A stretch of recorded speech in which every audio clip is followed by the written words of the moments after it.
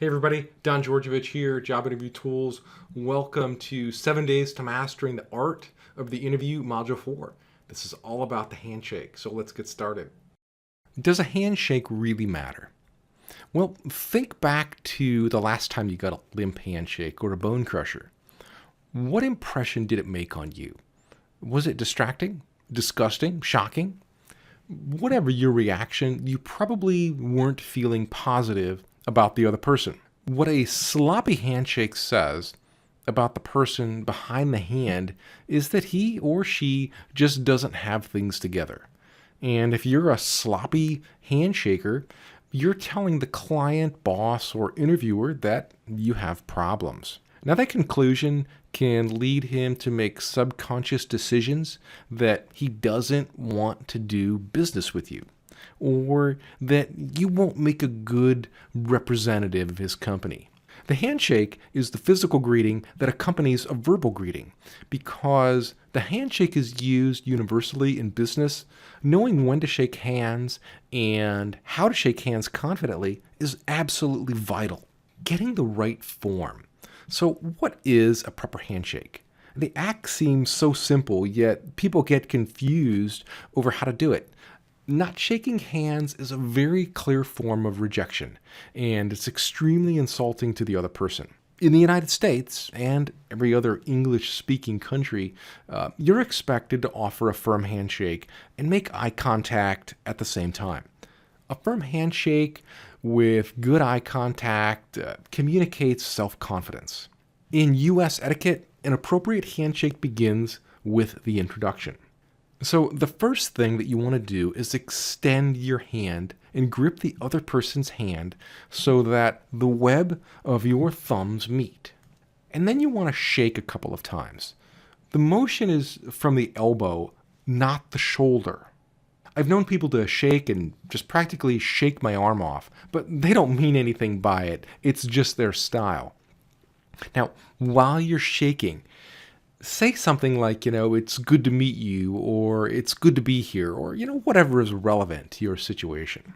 And number 3, end the handshake cleanly. Before the introduction is over, if you want to count, a good handshake is held for about 3 to 4 seconds, but don't be obvious that you're counting. And that's really the gist of it. That's all there is to it. Now, shaking hands can be awkward in some situations. Should you be introduced to someone when your hands are full or carrying files or other packages, don't try to rearrange everything. Just simply nod your head as you respond to the introduction. Understanding the protocol of handshaking. When someone makes an introduction, always remember to stand so that you can shake hands on an even level. And that goes for women as well. However, if you happen to be seated at a table where reaching the other person is difficult or awkward, you don't have to stand. Now, if you're wearing a name tag, place it close to your right shoulder because that's where a person's eyes will naturally wander when they're shaking hands. So if you're having cocktails, hold your drink in your left hand while introductions are going around. And then later on, you can switch to your right hand. You don't want to fumble with your drink or offer someone a wet or cold handshake. Now, if you're wearing gloves, always remove them before shaking hands.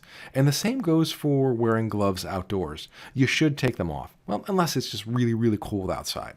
All right, let's move on to knowing when to shake hands. When in doubt, offer your hand.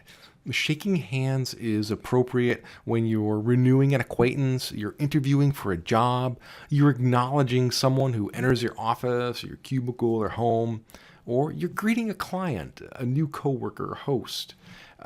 You're meeting someone you already know outside your work or your home, or you're ending a job interview. In fact, because you should be shaking hands more often than not, the real question is, when don't you shake hands? You should avoid shaking hands when the other person has his or her hands full. And putting everything down to shake your hand would just be a huge inconvenience.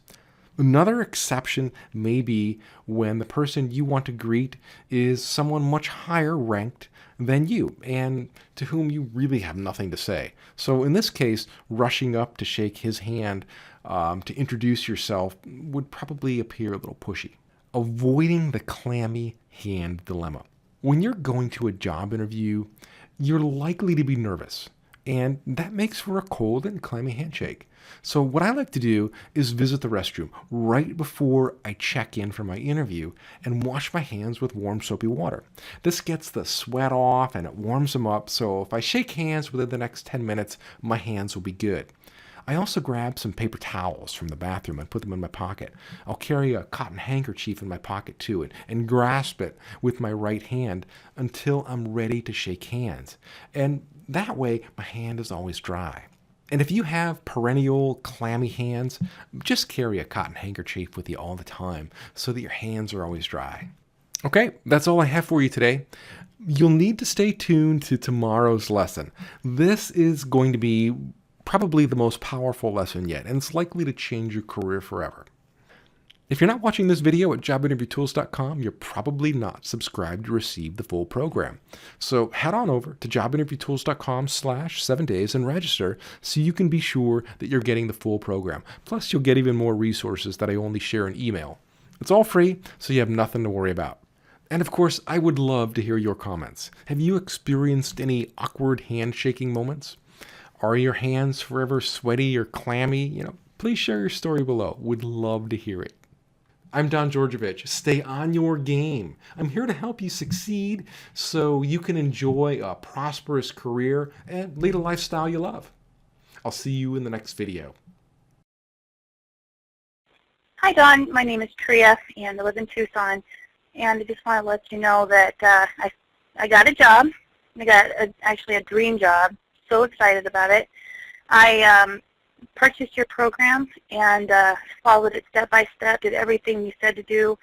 I really studied the questions, and I researched the company like I was supposed to, and I went in there to this very stressful, large panel interview feeling extremely confident, totally sure of myself, and it showed. I was offered the job out of 31 other applicants who interviewed, and I was told that I had the best interview of everybody.